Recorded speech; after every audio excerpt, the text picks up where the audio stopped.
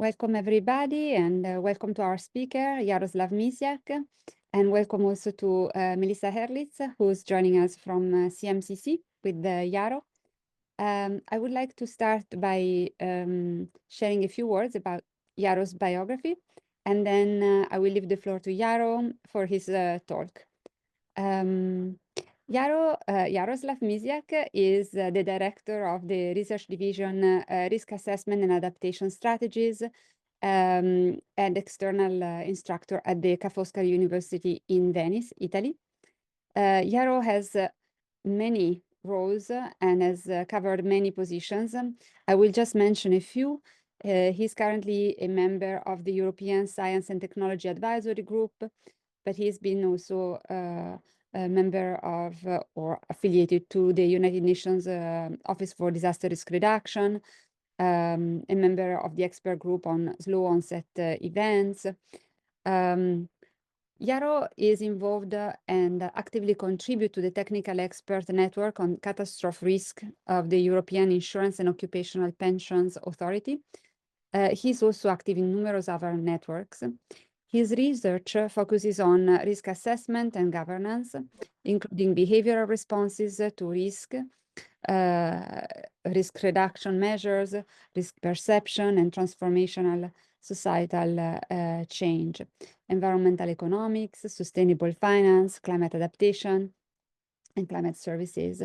I would like to warmly welcome Jaro for today and thank him for his time. We're very, very grateful. And Jaro is going to give us a talk on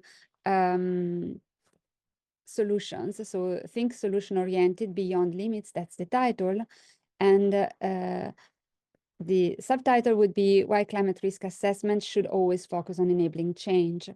You have a summary of his talk in the bio document, together with the complete bio of our guest, Jaroslav Mysiak. So thank you very much, Jaro, for being here. Just a quick note about questions during the talk. Since there is many of us, as usual, if there are clarifying questions that are urgent, you can put them in the chat. You can also put comments in the chat. But we're going to read the clarifying questions throughout the talk, and I might stop Jaro to clarify a point if there is an area of confusion. But we're going to have a proper Q&A at the end of Jaro's presentation. So thank you very much, Jaro, for being here. I'm going to leave the floor to you. Oh, thank you very much, Marta, for the kind introduction. So good morning, good afternoon. It's a pleasure to be here. Thank you for having me.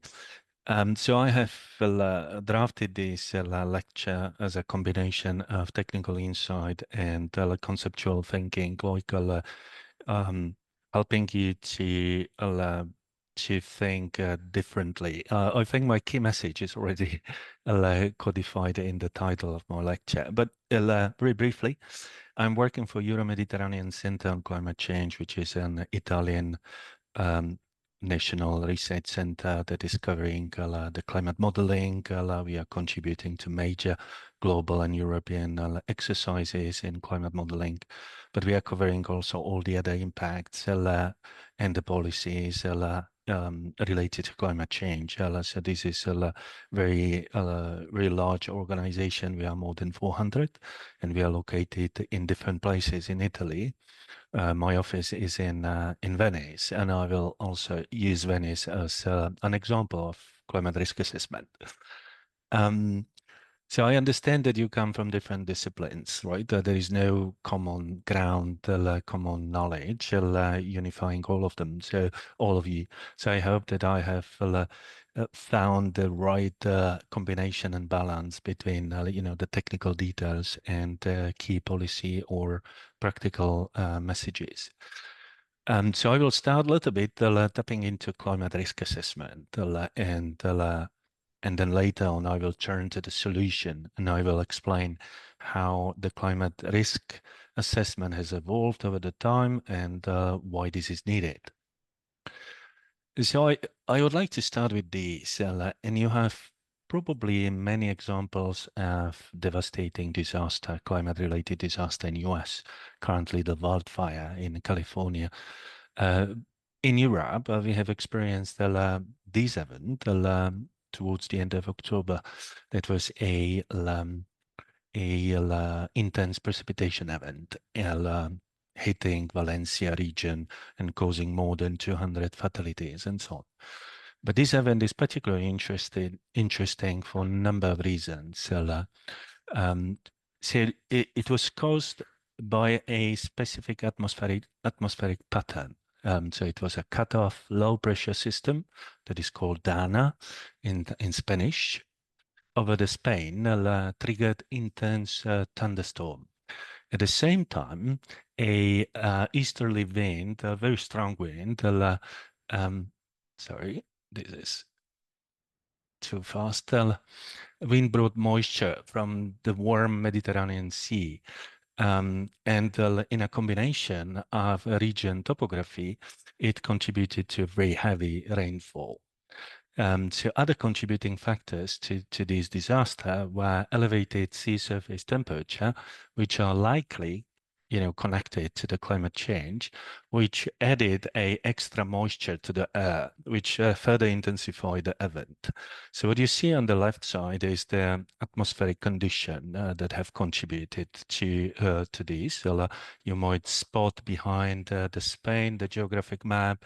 You see the jet stream bringing the moisture, and you see also the DANA, the cutoff low, which is which was stationary, stayed stationary over a longer period and discharged the water moisture to the underpinning area. On the right side, what you can see is the intensity of the precipitation. So it's basically the amount of precipitation per hour. So the dark blue area that you see are basically the areas that experience more than 50 millimeters per hour. So the total precipitation amount was more than 400 millimeters over a period of 12 or 18 hours. So this is the type of event that we need to prepare for, adapt to. There are multiple connections to the climate change, and there are multiple compounding factors turning the event into something which is likely not entirely predictable. So this is what we are dealing with, right, in principle. The IPCC has developed this very interesting burning embers diagram that you see on the left side. This is a combination, a nice visual representation of the risk connected to different levels of global warming, right? The color scale legend is explaining the level of risk, and the global warming is expressed in the degrees of Celsius in addition to the pre-industrial times. In this time, I have only picked up some coastal risk because we will be dealing with this, but it's very appealing to see how this climate risk information can be conveyed to the policymakers. So you immediately can spot what is the dangerous level of global warming for different type of risk and impacts. But what is also interesting on the right side, it's again the picture from IPCC. Sorry, this is which shows the typical measures, the solution that you can deploy in order to adapt to those risks, and then you see also to what extent they are performing as expected across the different global warming levels. So you see protection, protect, flood defense, ecosystem-based adaptation. We will be talking about it later on in my lecture. Or flood insurance can work up to a certain level, and then you need to turn to different measures, different adaptation. And the same accommodate the type of, taking the flood water in some way and reducing its damage potential. It's also feasible up to a certain level. Then you need to think about different strategies. So there is a sort of a map which is nicely produced and represented in this IPCC figure that shows you until when certain adaptation measures will perform as expected and can be helpful in your region and or local activity. but you already spotted that the adaptation is not limitless. And this is what we what is very important for us to understand. What are the limits of adaptation? So this figure, which comes from a recent publication where we summarize the key insight into climate knowledge, um, uh, it shows you certain, plots the intensity of certain extreme event and the impact and frequency of certain events, and then you can conceptually draw certain areas that you can handle, you can manage, you can adapt to, you can somehow, prepare for these type of events, and you can do something in order to reduce the harmful effect. Those limits, as we call them, the limits might be soft ones. So the soft one means you can change the governance, you can make the insurance, you can make certain systems, social protection system better, and in that way you are extending the limits, the boundary of adaptation. But there are also hard limits, and the hard limits are basically not to be crossed. So you cannot adapt when you reach a certain level. Beyond those, sorry, this is the system. Beyond those hard limits, basically you cannot do anything. You can only leave until, or this level of risk is what we call intolerable risk, and this is what constitutes loss and damage in the context of the UNFCCC. So we have important limits to adaptation. So how to explore what is the level of risk to which we can adapt to, and what we can do beyond that, soft limits, is typically a part of the climate risk assessment. And I don't know how many of you are familiar with the climate risk assessment on the technical side, but for those that are not, so since something like 12 or 15 years, we have agreed on how to represent the climate risk as the combination of hazard, vulnerability, and exposure. This figure that is called the propeller diagram is prominently featured by the IPCC risk concept, and it basically shows the interactions of the key risk drivers. Now, the climate hazard might be extreme event, like we have seen, the extreme precipitation, or might be the heat wave or wildfire. The vulnerability might be to what extent certain systems are susceptible to being damaged, and the exposure represent what we care for. Now, those risk drivers interact in a multiple way. Oh, sorry, there is interact in a multiple way, and these makes the risk assessment even more complex. So we have interactions, as we have seen in the initial example, interactions between atmospheric condition and between the preparedness of the population on the ground, and also the exposure where certain extreme is manifested. So this makes the risk assessment even more complex. Now, IPCC have recognized that this scheme of risk assessment, what constitutes the risk, needs to be revised. And what needs to be included are our responses to those. So we have many instances that we take certain courses of action, adaptation, that are creating additional risk, right? So the responses to risk constitutes a fourth driver of risk, and this will be fully explored and covered in the next IPCC reports. Now, this is the theory, right? So how it looks in practice. So these animations simply show the interactions of the hazard, in this case, the coastal flood, under specific climate and sea level scenarios, and how this hazard is interacting with the exposure. The exposure is now the World Heritage Site of Venice, right? It's the Venice island, and what you can see here is the San Marco Square, which is the top place to visit in Venice. I hope some of you have already done that. If not, that you are very welcome. If you are visiting Venice, you should keep in mind that the San Marco Square is the lowest point of the city, so it's getting flooded as first.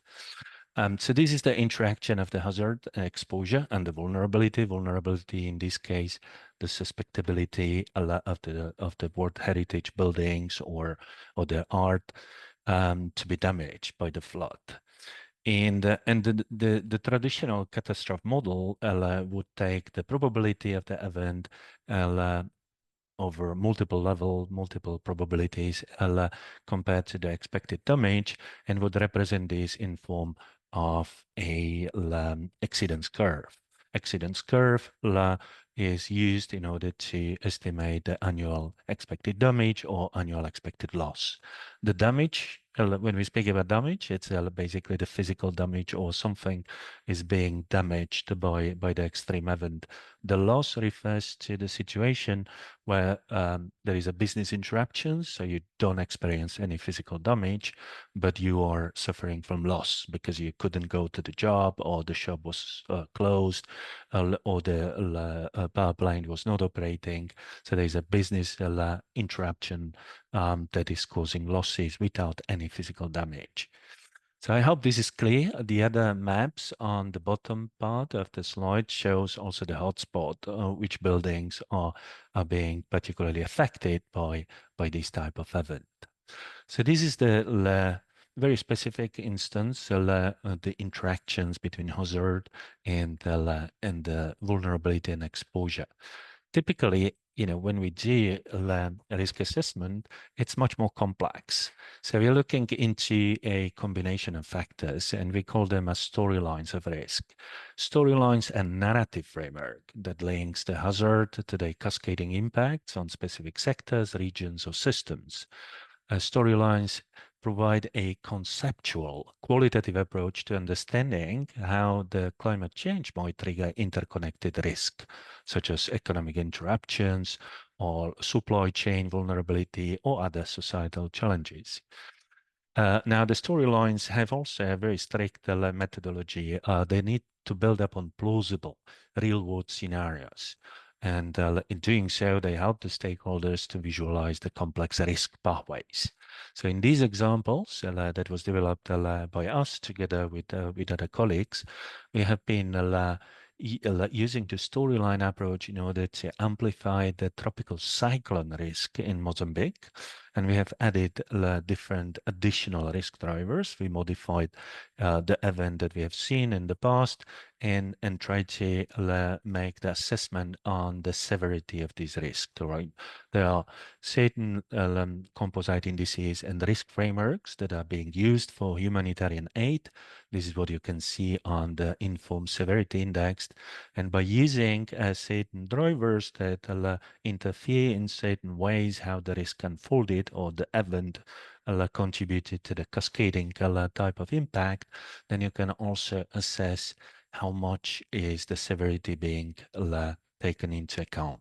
So this is a best practice now, looking into climate risk, not only to assess a specific event or the full probability distribution of certain phenomena, climate phenomena, but also looked into how sensitive is this type of risk or hazard manifestation to the impact.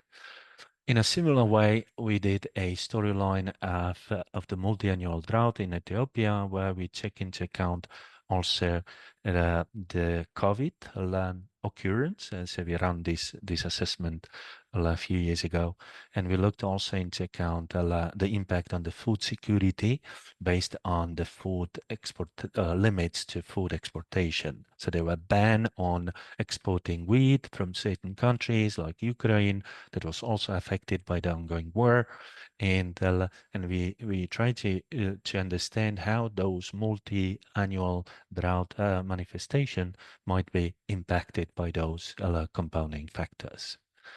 Right. So this is a short overview about what the risk assessment is and how it's conceptualized and why they are why it's important. So risk assessment serves different purposes. Sometimes we look at the screening, identify the areas that are exposed, sometimes we are looking into important information about what should be done. And speaking about what should be done, I will expose you to a recent European large-scale adaptation program that was designed a few years ago by a group of distinguished researchers in Europe, 15 led by the former Commissioner for Climate. So it's the EU Commissioner is something like, typical, Minister for Environment in a federal state. You can imagine that in that way. I had the pleasure to be part of this group. So we have been thinking together and trying to draw a 1 billion euro worth program for accelerating adaptation to climate change in Europe. So now think about all those limits and the risk assessment, how it's conducted, and imagine yourself, you finish your university degree or your PhD, and somebody is tasking you with the task to design a research program. Right? It might not be that magnitude, but imagine you are supposed to design a way how to accelerate adaptation at the subnational level. Typically you would start looking into, we really need a radical and deep change, but if you look for a guidance and how this radical or transformative change should be carried out, you will probably not find any recipe how to do that. So we've been struggling with that, and eventually we came up with a system, with a program that was encouraging investment into key community systems. Key community systems are those areas of life that are heavily impacted by climate change and climate risk. That might be water, water security, water availability. It might be food production. It might be ecosystem degradation, social infrastructure, health, and well-being.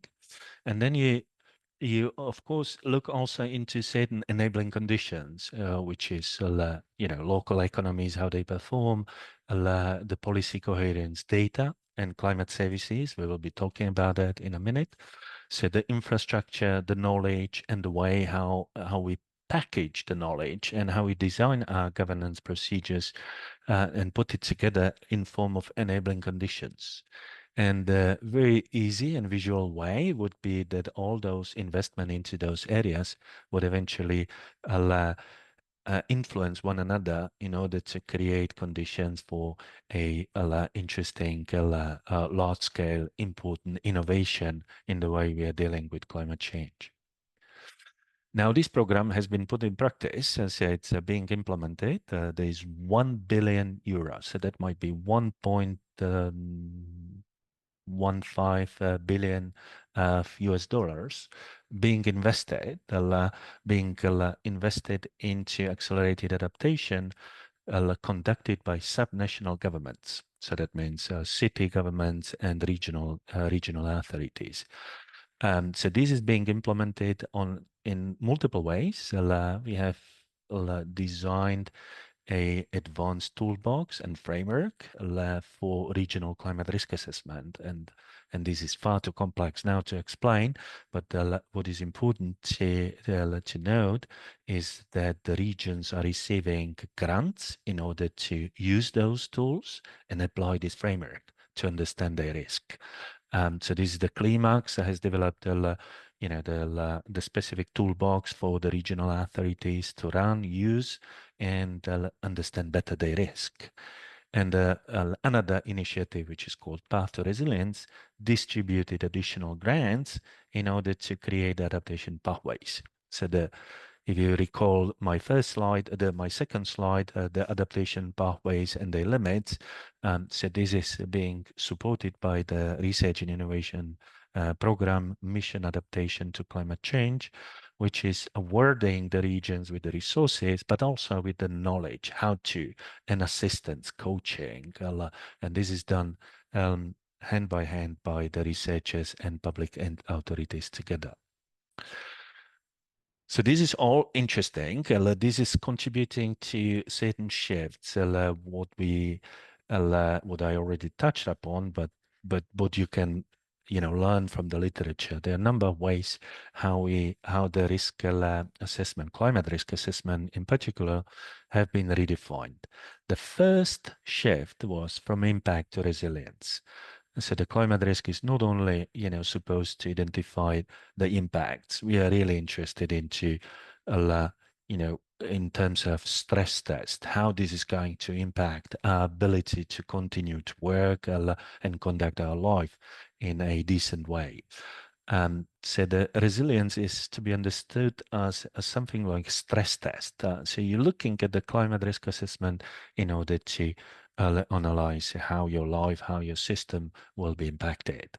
And this is extremely important because the risks that we are facing are increasingly multi-hazard, connected. The impact spread across interconnected systems and an impact well-being in multiple ways. If you are interested to learn about this, we have been running the European Climate Risk Assessment based on these, and this is shown on the figure below. So you have extreme climate event that might disrupt the infrastructure. The infrastructure is putting on strain the public finance, requires a lot of investment, or is simply burning a lot of investment already done, right? As soon as you understand your climate risk, the property value is going to change and the climate risk level are being capitalized in the value of the property. So you might see this as a simple conceptual framework where you connect the initial hazard and see how the risk is propagated through these interconnected consequences. So the first point is from impact to resilience. The second point that I wanted to start with is the risk assessment is supposed to go away of highlighting the problems or challenges to identifying the solutions. And the solution are multiple. So the risk assessment, if it's only ends up saying, right, you have certain exposure, you have certain, susceptibility to be impacted by climate change, this type of risk assessment is almost useless. The risk assessment has always to show the way, the options that you have, and the exercise of the risk assessment should take into account also those options, adaptation options, what you can do about the risk. And that might be financial innovation. And later on in my lecture, I will be talking about how to exploit the ecosystem services for reducing the risk. So this is critically important. I will be referring to the naturance, but we will be back to that in a moment. And the third shift that we have experienced in climate risk assessment is the shift away from barriers to capacities. We really need to make the climate risk assessment tangible, understandable by the public authorities, by the businesses. We need to provide the open access, open source tools that they can apply to understand their level of risk and also explore the solutions. So there's a huge area of translating the risk assessment into climate services. The climate service is basically tailored risk assessment for your specific situation or situation of your business or your neighborhood or your property and so on. So it is extremely important. There are a number of things how to do that, but just keep in mind that the risk assessment really needs to build the capacities. Now, how we are doing that? So what kind of risk assessment is providing this? Are there any examples? This is an example that we have conducted in the Milan city in the northern Italy. On the left side, you see the pluvial hazard map. You probably cannot recognize all the blue areas because the city is heavily developed, but they are. And there are extensive areas that are subjected to the pluvial hazard. So there are some streets that get flooded by a rainfall of more than 10 millimeters within 1 hour. So we are far away from the Valencia type of precipitation, and still this causes relatively huge challenges to the city administration. So this would be basically the end of the risk assessment that we have, we could have seen in the past. Currently, this is not sufficient. So we are looking into how the regreening, regeneration of the city might help to reduce the risk, right? So first you identify the green areas, this is over here. Then you analyze the connectivity in order to capture also additional co-benefits from ecosystem restoration in the city. And eventually you calculate how those ecosystem services, in this case, the water retention in the soil, how this might reduce the expected damage. And what you see here is the damage reduction that we have developed together with the city municipal council, and that have influenced the adaptation plan. So this is one simple example. I have a few more. If you are familiar with Italy, you probably know the Rimini city, a coastal northern Adriatic Sea city. It was the, city very famous in the 70s, 80s as the sea resort in Italy. The city has completely regenerated the seafront of the city. And it was really a transformational change. I mean, they removed the streets, they replaced the street with a constructed dune and ecosystems, pedestrian zones, green spaces, and parks. And we have been running for them the risk assessment. So what you see on those animation below are the flood risk under specific circumstances impacting the city without this dune, reconstructed green dune, and with it. So the dune has been constructed over this part of the city, and this is where you see there's no damage at all compared to the risk scenario that we are exploring here. So in the past, you would have this impact on the city. By combining the green regeneration, you get interesting benefit. And those might be quantified. They might be assessed, and the transparent and rigorous way of assessing those benefits might contribute to financing those adaptation measures. So this is much more than simply building a dam. This is providing a multiple benefits, improving the quality of life, reducing the air pollution in the zone, and making the city much better place to live in.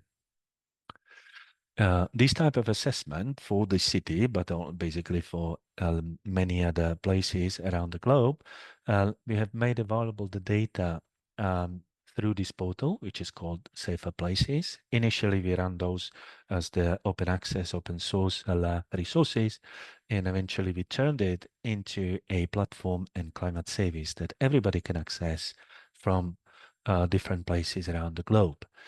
So this is fine. It employs simplified models and algorithms to calculate the risk and also risk reduction potential. And it has been used and is being used for planning the green regeneration in different cities. In this case, it was used also as a part of the civil protection response after the devastating flood event that we experienced last year in this region. There are multiple other applications. We are running a little bit out of time.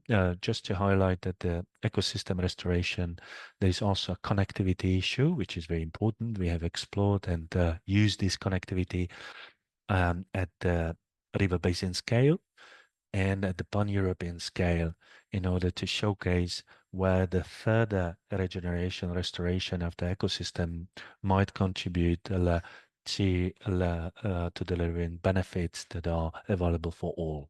So this was a type of study that we prepared for the nature restoration law, which is a European law that imposes that certain areas need to be regenerated and ecosystem restored, and there is a roadmap to implement those.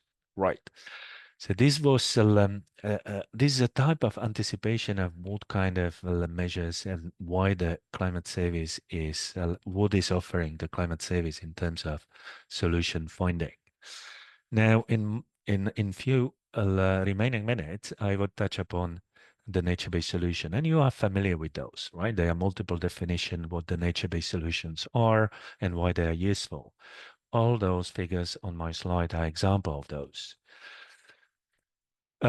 This winter school is co-organized by the PEDRR network. I believe you have been already exposed to the PEDRR network, and Marta is a part of it, and I am a part of it as well. And PEDRR network has produced for United Nations Office for Disaster Risk Reduction these very interesting guidance, words into actions, how to make the implementation tangible. And so this is definitely something that you might look into. And I have put also some other references that I will refer to and showcase in my next slide. So we start with ecosystem. Ecosystem are providing multiple benefits or co-benefits depending on how you're looking on those. So they're improving soil fertility, they're useful for control of pests, they'll increase the agriculture productivity and so on. They're helping to recharge aquifers and reduce the quality of life, are able to regulate the air pollution and the water pollution and so on. So this is all about climate ecosystem services.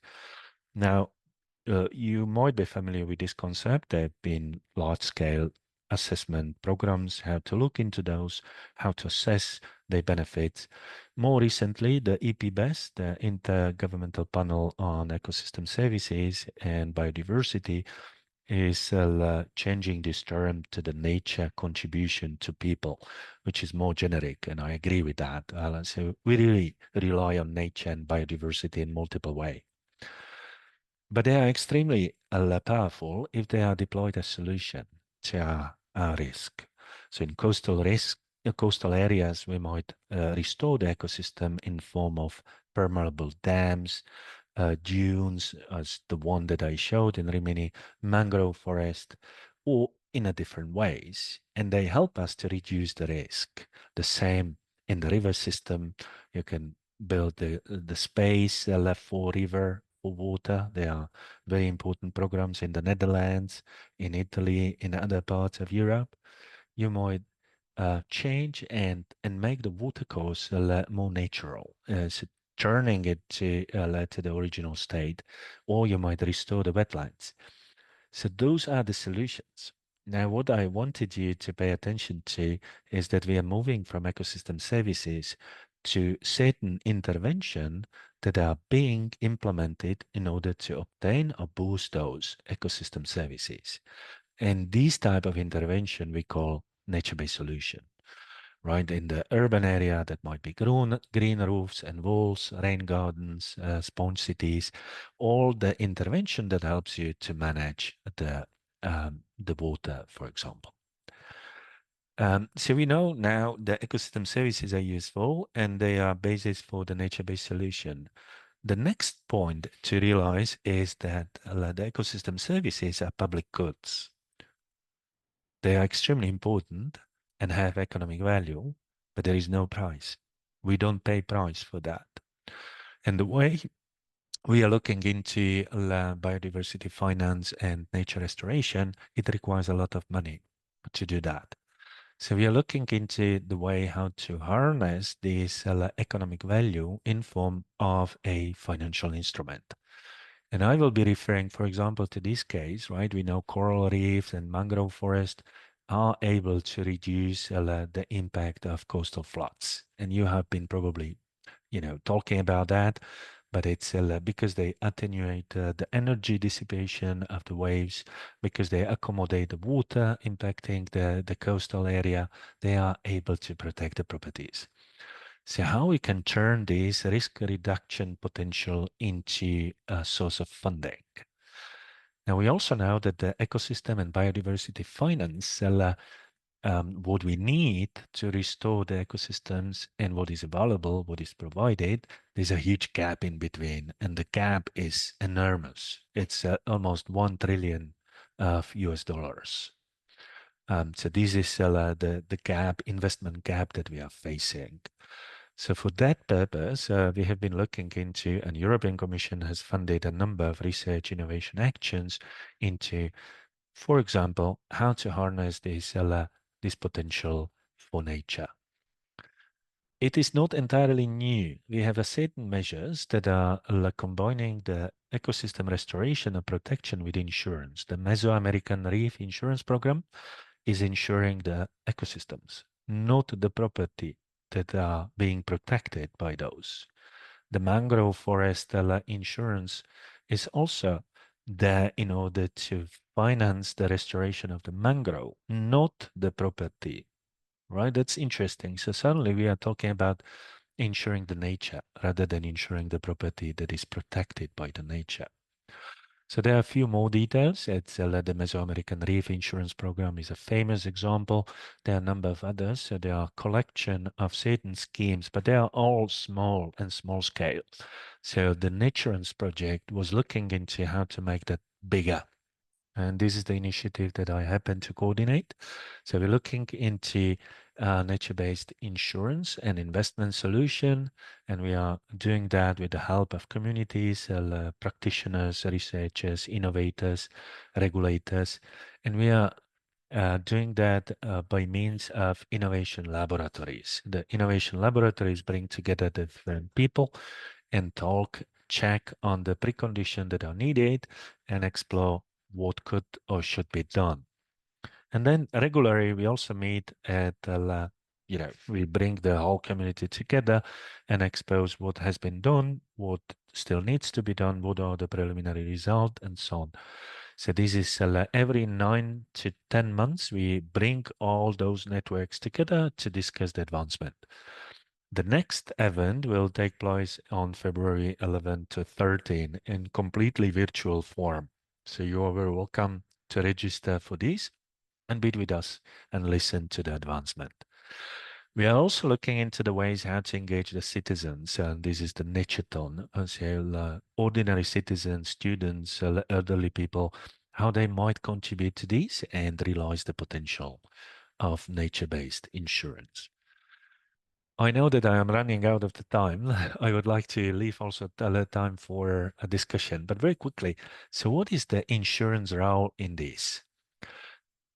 The first case, we have many properties that are unprotected by insurance. Insurance is a financial protection service for those that own something and want to protect that. If in this case you are uninsured, your property is uninsured, and the property value is going probably will be lowered if you capitalize the climate risk these properties being exposed to.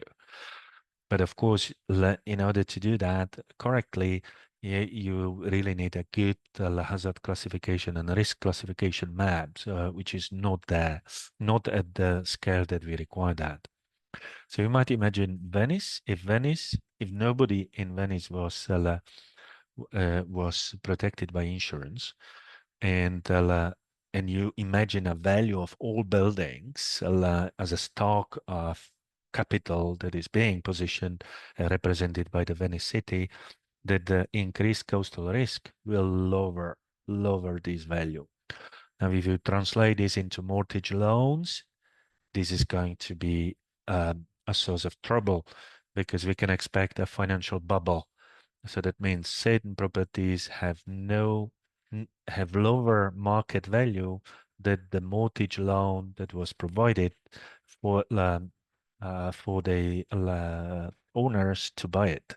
And this is exactly what we have experienced in 2008 mortgage loan financial crisis. The second case is when you have the protection, so you have the insurance, and but the insurance is basically a financial service that is not incentivizing you to reduce the individual exposure and damage. So this is this would be a typical insurance that that simply runs as the financial service without any effect on reducing the risk. Now, this is problematic in many places, in Florida, in California, in Europe, in many places, because as the climate-induced risks are causing higher damage, then the insurers are withdrawing from the market and leaving the people unprotected. So thinking about how to incentivize the risk reduction potential is incredibly important in order to maintain the business. And the insurers recognize that, as well as the property owners. Now we have the classical, well, the ideal case where you have the insurance that is also incentivizing for risk reduction. So you as the property owner do something, and ideally by restoring the nature and the ecosystem services. You can do it in multiple ways, right? On your property level, you might implement like green roofs, rain gardens, you might plant trees, you might do it at the neighborhood level, right? And then you have the cumulative effect of all those intervention across the neighborhood. And you might do it also in the landscape. So certain intervention are more efficient if they are upstream rather than downstream, right? So bringing insurance as a source of finance for ecosystem restoration and biodiversity means finding the business case for these to work.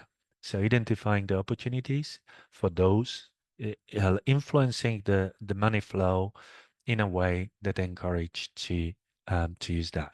So we have been doing that in UK. We have been looking into how the new regulation, the biodiversity net gain legislation, might be combined with insurance to improve the access to the funding. We've been looking into that also in wildfire risk management in California. I will get back to it. And we have been also looking into what are the criteria, how this business could be run. So the ecological forestry is the key. It's the nature-based solution that is put in place in order to reduce the wildfire. So there are certain examples. We have been exploring also with the insurers, reinsurers, how this scheme might work for them. But there is a certain way of managing the nature, the ecosystem around the cities and within the cities that might lower the wildfire risk. And you have probably seen example of that also on the television. Another schemes that we are looking into is a controlled flooding. Controlled flooding as the last resort of flood protection. That means you are letting the flood water out of the river courses in certain areas where the damage is lower than the damage that it would be caused downstream. So this is very interesting. It builds upon what is already in place, and it builds upon extensive risk assessment that we have done, and it builds upon a historical precedence case where in 2012 the earthquake has destroyed the water pumps and other discharge and drainage infrastructure in northern Italy, and civil protection devised these controlled flooding schemes, and this controlled flooding can be put into explored as a adaptation measure in multiple ways connected to the insurance. We are exploring other cases: green roofs, clay soils and homes, agriculture crops, wind and trees, and so on, all dedicated to making the business case stronger, visible, and transparent. So eventually what we are trying to develop is to turn the risk performance metrics into a way to make them standard, transparent, and acceptable by everybody. The risk reduction potential, but also the implication on the social justice, inequalities, whether the scheme might reinforce the inequalities rather than tackle them. We also are developing design principle across the multiple cases that we have been exploring in order to provide a blueprint for nature-based insurance solutions. And eventually those funding mechanisms are being deployed by the transformative adaptation pathway research that I showed at the beginning, by the mission adaptation, in order to steer the policy reforms that are needed to tackle the biodiversity and climate crisis at the same time. And this is what I have prepared for this lecture. I apologize if I used more time than envisaged. I'm happy to take question, but you are also very welcome to drop me a question by email. you are finishing your university studies, my research unit and center is looking for young people to work with. So check our website.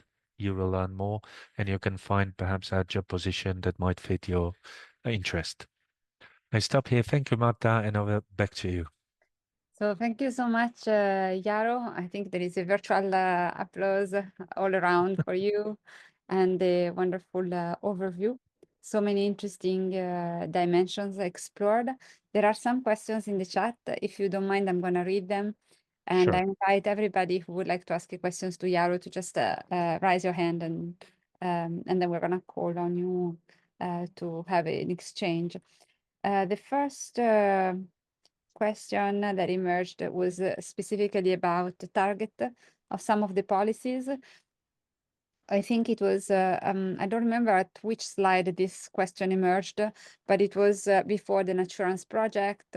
And I think it was the analysis, I believe it was the climax and the pathways to recovery. And the question was about who's going to be targeted.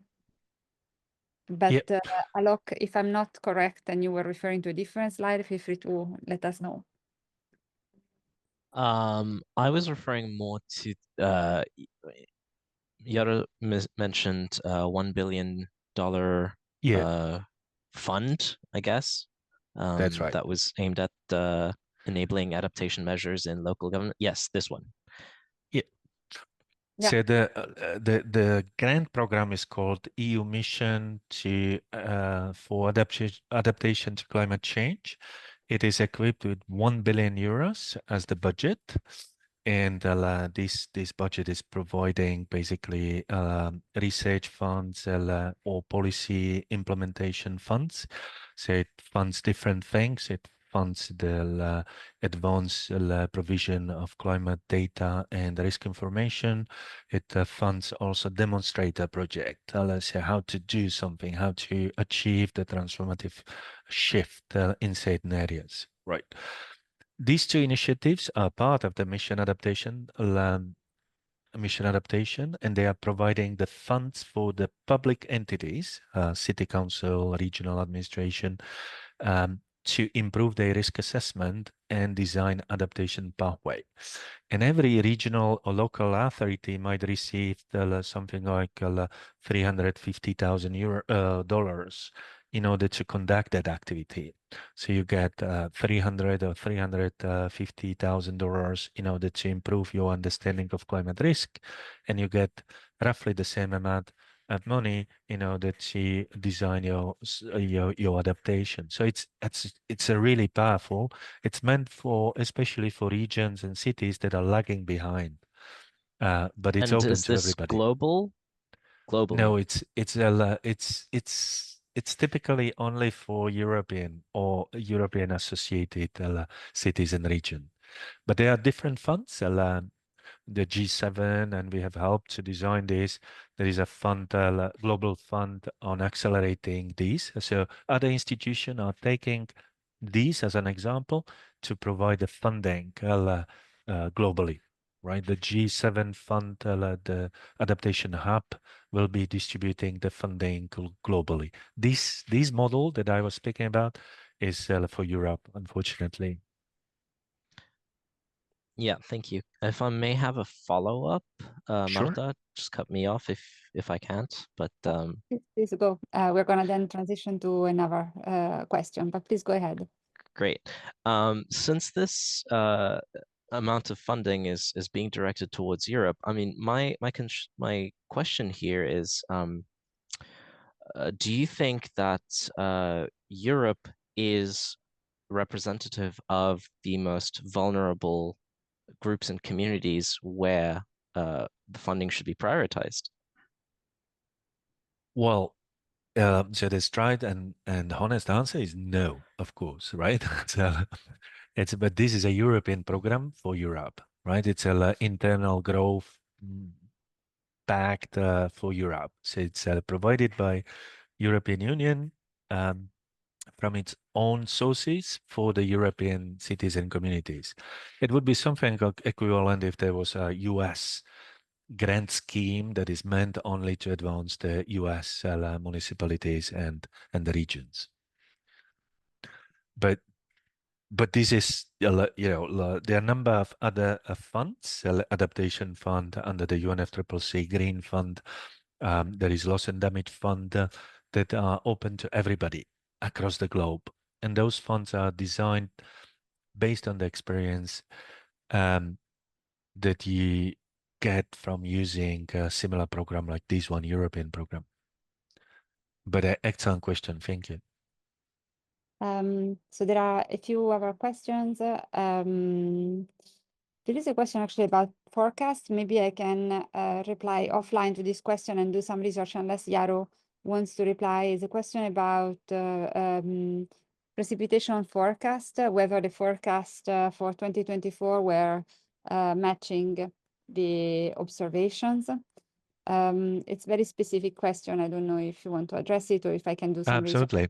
Absolutely. So also here you can distinguish weather forecast. The weather forecasting is available for the next days, right? Up to 7 days, perhaps 10 days at maximum.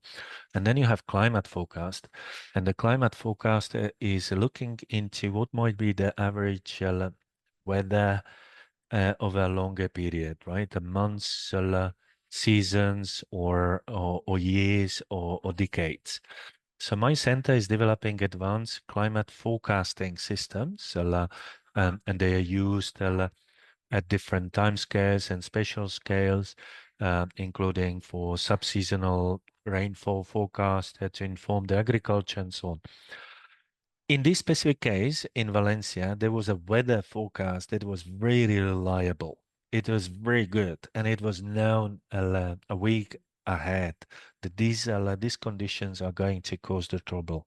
So it was the vulnerability. Unfortunately, the early warning system in Spain, in Valencia, didn't work as it should have, and the authorities and people were not alerted in time. But it was not a problem of the weather forecast. The weather forecast got this constellation of the atmospheric patterns right, but the human chain failed to pass that information. I have another question, but I also wanted to post 1 second. I will post it after I tell you. I'm going to transition to the other question, but I just wanted to mention in as a corollary to your answer to Alok, I will post in the chat the programs of the European Union targeting developing countries. As Jaro explained, the European Union is also a government in itself, and so there are programs and projects that are funded by European taxpayers for European taxpayers, and that's one of them, the one described by Jaro. But there are other international development and cooperation programs, and I'd be happy to add them to the chat.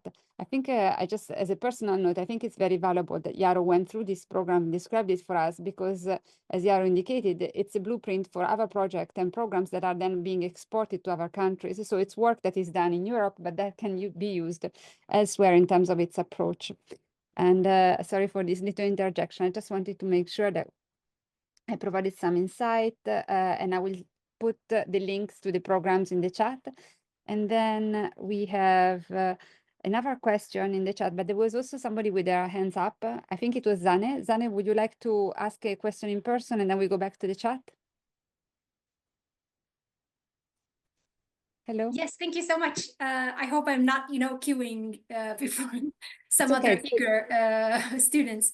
Thank you so much for your presentation. I wanted to follow up on the question about the vulnerability of societies and to ask, well, according to your awareness and the programs that you have been engaged in, how important are estimations of the economic value of the area? Namely, how reliant is the local, regional, and national economy on the well-being, proper functioning, and strong resilience capacities of a particular area? Because what struck me when I saw many of your valuable visualizations is that those are not simply heritage sites, those are very important economic areas, and a lot of societies, maybe not, the most vulnerable, but including vulnerable ones, actually highly depend on well-functioning of those areas because of their employment or any other economic ties. Thank you so much. This is a very good question. I mean, it's very difficult to assess the full economical value of certain places like Venice. We have made some attempts 20, 30 years ago in order to justify the very expensive flood protection system. But when you are looking into the cultural heritage and certain social ties and cohesion, social cohesion, it's almost impossible to estimate and put it in the monetary value. So what we can do and what we do is we assess the disruption. Right? For example, what does it mean if the Venice city is flooded with an exceptional coastal flood that would be, in the historical scale of the measurement would exceed 120 centimeters of high tide. So the largest ever measured high tide is about 118 centimeters. So we might simply imagine what it would cost to the city if there is even larger high tide. Now, the city is protected, so every high tide that is exceeding 125, 130 centimeters is blocked by the Moses system. The Moses system is the system of the mobile flood protection system. So yes, we do this type of, but the proper answer is probably to look into, you shock the system and then you estimate the cost rather than put a value on the Venice as such, right? So that you might look into, okay, shocking the Venice and the neighborhood areas in order to people not being able to go to the work and or the school being closed or the goods or services being provided. So there are methodologies how to do that, and probably much more useful than trying to put a value on the city like Venice. But in multiple other examples, we have been doing that. There is a stream of research that is putting an economic value on ecosystem services. Ecosystem services and their flow. There was also a controversy in the research among the researchers and experts. You can think of it as being less useful, right? If you put all mangrove forests to deliver ecosystem services that are worth of, I don't know, 30 trillions of US dollar, what does this figure tells me? If I lose all those mangrove forests, that means I'm going to be really in trouble. So you can think of those as being replaced by concrete or being replaced by human-made infrastructure. And that might be one way of valuing those. But in economics, we are looking into marginal values of certain change. What is the marginal value of working more, earning more money for you, for your career? What is the marginal value of, I don't know, having certain services, more of certain services or goods? And this marginal value is exactly what I refer to, the shocks, right? If I shock a system, what I'm losing in the first place, and what I can replace, what I can adapt to, or what I can otherwise handle. So the marginal value I would submit to you, it's a sort of not equivalent, but it's very similar concept as the shock. So the marginal value equals to the cost of stressing certain environment if this system is able to return to the previous state. Right. So my practical answer would be, try to shock certain social or economic system and estimate the value of the shock rather than estimating the value of the stock of the economic activities. Probably that might be a better, easier approach.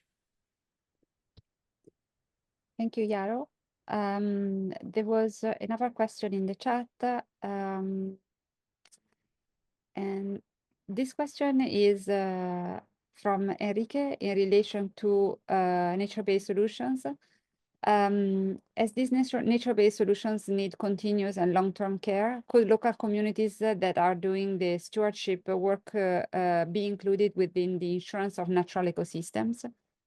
Absolutely, yes. And that should be factored in the investment and insurance schemes. I mean, we definitely need that. The proper assessment of those solutions would also require to assess the impact of climate change on the ecosystem that constitutes the nature-based solution themselves, right? The coral reefs might be harmed by certain level of acidity of the sea water, and then you need to factor in how you deal with these. So the insurance is only able to pay for the repair cost if a repair is possible, right? So connected with this question, there is a question from Simon Lopez. How can the principles and mechanisms of parametric insurance as applied in the Mesoamerican Reef Insurance Program and mangrove restoration efforts be adapted and scaled to address the financial protection and rapid restoration of other vulnerable ecosystems, such as wetlands or rainforests, while engaging local communities and ensuring long-term sustainability? It's a long question. No, it's a very straightforward question as well. So the parametric insurance simplifies the things, right? You imagine if you have a proper insurance policy, that means somebody needs to check your exposure to risk, and somebody needs to check the level of damage that you suffered, and the transaction cost of this is very high. So parametric insurance is something that helps us to simplify the things. So, for example, you might define a certain wind speed levels that give you the access to the hurricane insurance, or you might get a certain drought severity levels that give you the access trigger the claim for agricultural insurance, right? So that makes easier for the insurers and for those that are insured to access the money and get the payment. But you still need to establish a link between the threshold level measured at the extreme event intensity and the damage that you are expecting to observe. In some cases, this might be quite straightforward, and the parametric insurance has been used for sovereign insurance pools in Caribbean, for example. The hurricane intensity is the triggering factor that triggers the impact, the payouts. In other cases, it might be difficult, and there is a lot of free riding potential and moral hazard or misuse opportunities, right? So the parametric insurance is a nice way how to simplify it, but you need to get it right, because otherwise you are making the things worse, and you are creating a certain incentives for some to exploit the system without um, having really need to exploit it. So I think we're going to have time for one last question. Then we're going to transition to Ulrike, who's already here with us. The last question is from Shuda, and it's about aquaculture. Aquaculture can encourage deforestation, for example, in the Sundarbans, in absence of proper monitoring. Could you please provide your insights into how this could be incorporated into implementable policies for more sustainable outcome?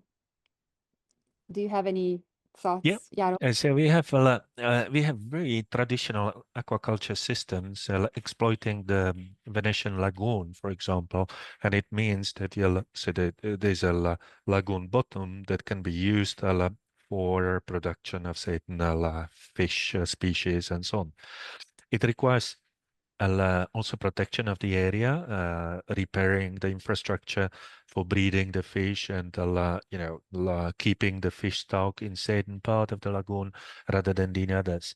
So you are, by running the aquaculture in this traditional aquaculture system in the lagoon, you are modifying slightly the lagoon, and the modification is serving also to protect the coastal area, because you are distributing the water, you are creating a physical barriers and so on, which are well integrated into the landscape, and they are part of the small-scale modification of the lagoon that preserve the lagoon as well.